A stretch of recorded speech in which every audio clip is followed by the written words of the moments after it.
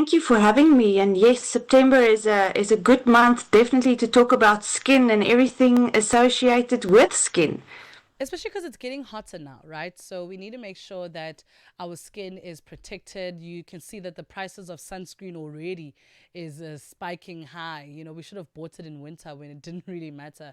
Now they're charging us 300, 400 for sunscreen, like a 250 milliliter. But before we get to the accessibility of it, what are some of the things that we need to be aware about albinism, and why does it make it very sensitive to the sun? Well, I can definitely tell albinism is a just genetic disorder, but it's definitely not a disease. Mm. Um, so genetic disorder in this particular instance just really comes to the fact that these individuals don't have a skin cell called melanocyte. So melanocyte is a skin cell that typically produces a pigment that you and I both have. Mm.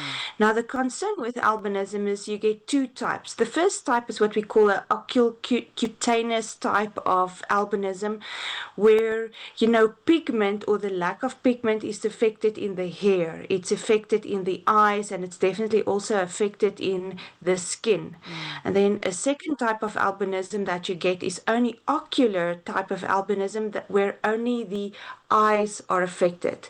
So Mm. the concern with, the hair that's affected, the type 1, the eyes that are affected, and of course the skin, is the hair would definitely be, lack of pigment, very blonde, very white type of hair. The eyes, unfortunately, struggle with albinism because you can typically get involuntary eye movement. It's the eyes are very, very sensitive toward the light. There's a form of, strabismus actually also associated. So the eyes are definitely affected. And then again, the skin, and this is the part where I feel most comfortable to talk about, is the lack of pigment. And what people don't realize is you and me that actually have these skin cells, pigment skin cells, we don't realize how much these pigment skin cells protect our skin. You spoke about sunscreen earlier on, and did you know that pigmentation and melanocytes and us producing melanin is actually a natural sunscreen that you and I don't even have to pay a single cent for? Mm. And what do I mean by that? It's melanin is so favorable even in healing our wounds. And if we are exposed to the sun and our skin here on the outside, the epidermal layer, is compromised and it burns and it's sensitive, then there's a process what we call post-inflammatory hyperpigmentation that's initiated. And what do we mean by that is sometimes if you and I spend too much time in the sun, a day or two later, then we struggle with pigmentation. Whether it's on our face, whether it's in our neck areas, or even on certain parts of our body, we struggle with pigmentation. And basically, what this means is because of the inflammation and the sensitivity that we got from our sunburn, our pigment cells became so much more proactive and it started producing so much of these pigmentation globules or melanin. And now it sits on our skin and it's visibly, you can physically see it. And unfortunately, it's not aesthetically appealing. Mm. However, that's just an indication that our melanin only started producing because of the fact that, we needed to protect our skin, our natural sunscreen. And as you can imagine, individuals with albinism don't have that, let's call it luxury. And this is why their skins become so much more sensitive, and this is also why although albinism is not a disease, they are at risk of other health issues such as skin cancer and even atopic dermatitis like eczema and so forth. So the sensitivity of the skin is just amplified at least tenfold. So we've spoken about the physical part, right? I want us to kind of get into the stigma and the bullying that comes with albinism. I think with human nature, we kind of run away and we confront. We don't necessarily treat differences with the kindness and empathy that is required, right? So how are we dealing with that? How are we dealing with the stigma, the bullying, of people and children living with albinism? Well, I can definitely tell you since I embarked in my career in skincare, you will be surprised that the human skin it's your most public organ, it's your most dynamic organ. We are identified by our skin, and I always like to tell people, if you look at your ID card or your passport picture and so forth, then 80% of that picture is your skin. And it's very interesting to see that the health of human skin has a direct impact on our self-esteem and our confidence and so forth.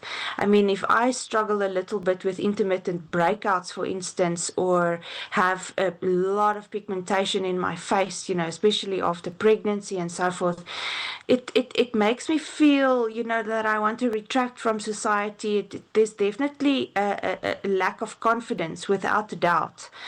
But I always like to tell people we need to celebrate the uniqueness of skin, and I'm going to try to give another example.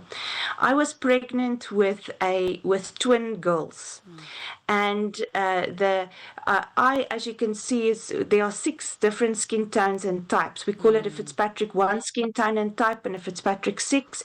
Fitzpatrick 1 is typically a very fair skin tone and type, a Scandinavian undertone, and if you will, even albinism can fall in that category. And Fitzpatrick 6 is usually a darker skin tone and type. And when I gave birth to my children, I'm a Fitzpatrick 3, and their father is a Fitzpatrick 1 skin tone and type. So, which is definitely more Scandinavian undertone and so forth. So in my own house, I have a child that's a Fitzpatrick 3 skin, and another little girl that's a Fitzpatrick 2 skin. And this is Fitzpatrick 1, sorry. And this made me actually realize that we need to celebrate the uniqueness of human skin. We are all different, but our skin, as I said, and even in my own house, my twin daughters, they are so unique. Although it's my blood that flow through their veins, it's my DNA that's part of them, but they are so different, in terms of their skin. And I celebrate the uniqueness of that. I celebrate their skin is as unique as a fingerprint and so forth. And I sometimes see individuals with albinism, and I love to work with them because I'm so fascinated with their skin, and there's such a wide array of skincare products that you and I both use for anti-aging purposes that people with albinism can also use. They are not excluded at all. The only thing is they have a lack of pigment. That's all. And in our laboratory, we get to culture skin. So I usually like to tell people I make skin for a living, so I understand it very well. And we do this for research and development purposes. And we've actually cultured skin cells of albinism and Fitzpatrick 1, 2, 3, 4, up until 6. And I can tell you without a doubt, it's actually it's a bit sad that people would bring a psychological element to it purely because of the fact from a biochemistry point of view and from a physiology point of view, we are all the same. Our metabolic activity in every skin cell is exactly the same. We all have a nucleus in our skin cells. We all have mitochondria in our skin cells. It's not different from someone who has albinism. It's not different from my skin cells, and it's not different from a Fitzpatrick 6 skin cells.